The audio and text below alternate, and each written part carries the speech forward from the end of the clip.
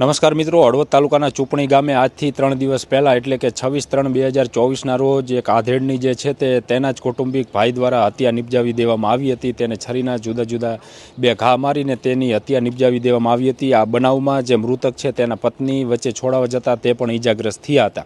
આ બનાવમાં મૃતક રામાભાઈ હતા। તેના દીકરાએ આરોપી ગણેશ વાલજી ઓળખિયા ઉંમર વર્ષ 44 તેની સામે હળવદ પોલીસ મથકે હત્યાનો ગુનો દાખલ કરાવ્યો હતો। ત્યારબાદ પોલીસ જવાનો દ્વારા આરોપી જે છે ગણેશ વાલજી ઓળખ્યા તો તેની અટકાયત પણ કરી લેવામાં આવી છે અને હાલ અત્યારે આરોપીને હળવદ પોલીસ મથકે પણ લઈ આવવામાં આવ્યો છે। તેની સાથે આ બનાવમાં આજે ડીવાયએસપી દ્વારા એક પ્રેસ કોન્ફરન્સનું પણ આયોજન કરવામાં આવ્યું હતું। જે કંઈ વધુ માહિતી છે તે ડીવાયએસપી દ્વારા પણ આપવામાં આવી છે। શું કહે છે ડીવાયએસપી, તમે પણ સાંભળો।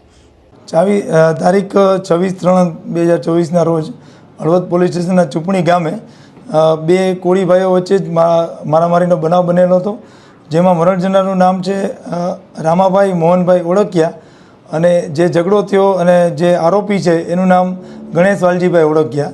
એકચ્યુઅલી આ બનાવ એવી રીતે છે કે બંને મિત્રો હોય દ્વારકા મુકામે અલગ અલગ બાઇકથી દ્વારકા દર્શન કરવા ગયેલા હતા અને દર્શન કર્યા બાદ પરત ફર્યા પછી આ ઝઘડો થયો। ઝઘડાનું કારણ એવું બતાવવામાં આવ્યું છે કે એ બેયને એકબીજાને મૂકીને નહોતું આવવાનું, બે સાથે પાછા આવવાનું હતું, પણ અલગ અલગ પાછા આવી ગયા અને કોઈની રાહ ન જોઈ એ બનાવના બંદૂક રાખી અને ફરિયાદી જ્યારે મરણ જનાર છે જ્યારે એની વાઈફ સાથે જઈ રહેલા હતા ત્યારે આરોપીએ એની ઉપર હુમલો કર્યો અને છરીના અને ઘા મારીને કરપીણ હત્યા નિપજાવી અને સાથે સાથે એની વાઈફ વાલીબેનને પણ ઈજા થઈ છે, જે વચ્ચે છોડાવવા જતાં એને પણ હાથમાં છરીનો ઘા લાગેલ છે।